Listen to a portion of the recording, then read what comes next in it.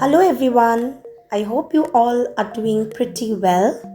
Today's video is going to be a bit different because in today's video I'm not going to discuss any grammar lesson. Rather, I'm going to elaborate a bit on the do's of English grammar that will help children writing error-free sentences and will boost their speaking skills as well. First, let us focus on the do's. Number 1, use proper punctuation. Punctuation marks are very important, especially when you are writing a sentence. For example, let's chop, comma, grandpa. Exclamation versus let's chop grandpa. So using wrong punctuation can ruin your writing. Number 2, using capital letters at proper places.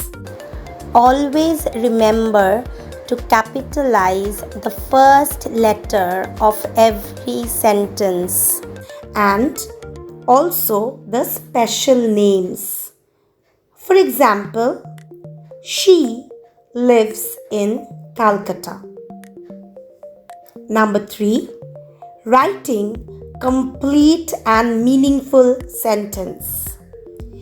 Each sentence you write should have a subject and a verb. For example, the birds flew away.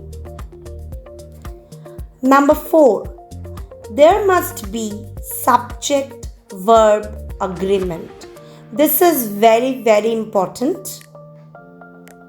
Here, we all know that singular subjects need singular verbs, plural subjects need plural verbs. For example, she runs fast versus they run fast. Another very important thing is that use correct tenses. So whenever you are writing a sentence, you have to keep in mind the time frame that you are talking about, the time frame in which the particular action is taking place. Let us look at an example. I ate lunch this afternoon. So if you look carefully at this sentence, you will notice that here the word ate has been used in place of eat. Why the past form of the word eat is used? Because this sentence is describing something or describing an action that has already happened in the past. Therefore, the word ate has been used. So, while writing sentences, you have to keep in mind the time when the action is taking place, and accordingly, you have to use the tenses. Last but not the least is proofreading your writing.